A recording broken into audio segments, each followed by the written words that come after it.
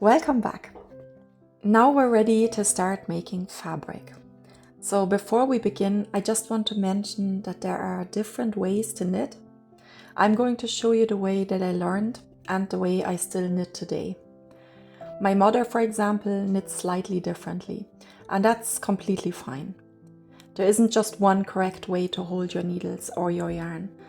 As you gain experience, you might discover a method that feels more comfortable to you. For now though, I will show you the method I use because it's worked well for me for many years.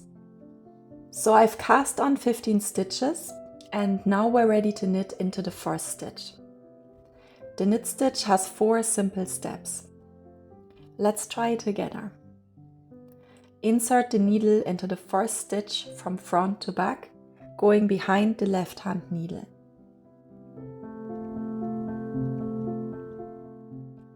Now wrap the yarn around the right hand needle. Bring the right hand needle forward, pulling a new loop through. And finally, slide the old stitch off the left hand needle.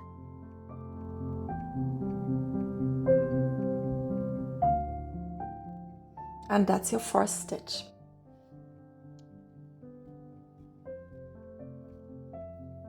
So let's do it again.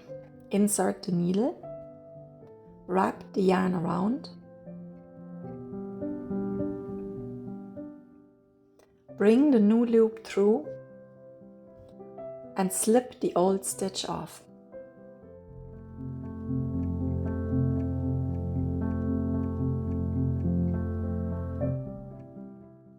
And that's really all knitting is.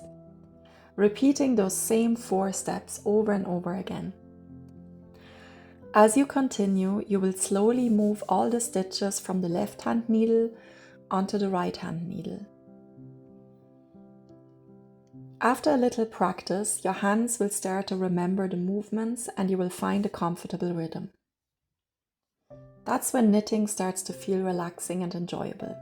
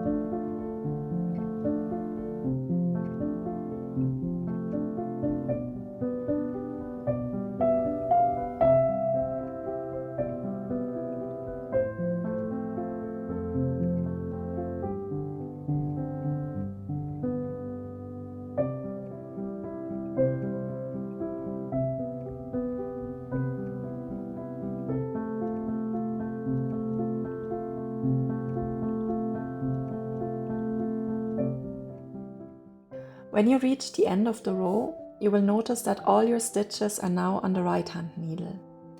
To begin the next row, simply turn your work around. Now the full needle is back in your left hand and the empty needle is in your right hand, ready to begin again. And then you simply repeat the same 4 steps for every stitch. Just a few things to watch out for when you're learning: splitting the yarn. Sometimes your needle can accidentally go through part of the yarn instead of through the whole stitch. If that happens, your stitches can look messy or uneven. Just take your time and make sure you're going cleanly through the stitch.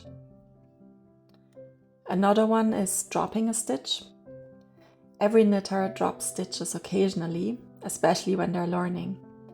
So don't worry if it happens. I will make a separate video showing you exactly how to fix a dropped stitch. And knitting too tightly. This is probably the most common beginner problem. If you pull the yarn too tightly after each stitch, it becomes difficult to get your needle into the stitches on the next row. Try to keep everything relaxed. Your stitches should feel secure but not tight. If you continue knitting every row like this, you will create a fabric called Garter Stitch. Garter stitch looks the same on both sides and is one of the easiest and most useful knitting stitches to learn. It's perfect for bookmarks, scarves, dishcloths, blankets, and lots of beginner projects. So practice knitting a small square before moving on to the next lesson. Don't worry about making it perfect. The goal is simply to get comfortable with the movement.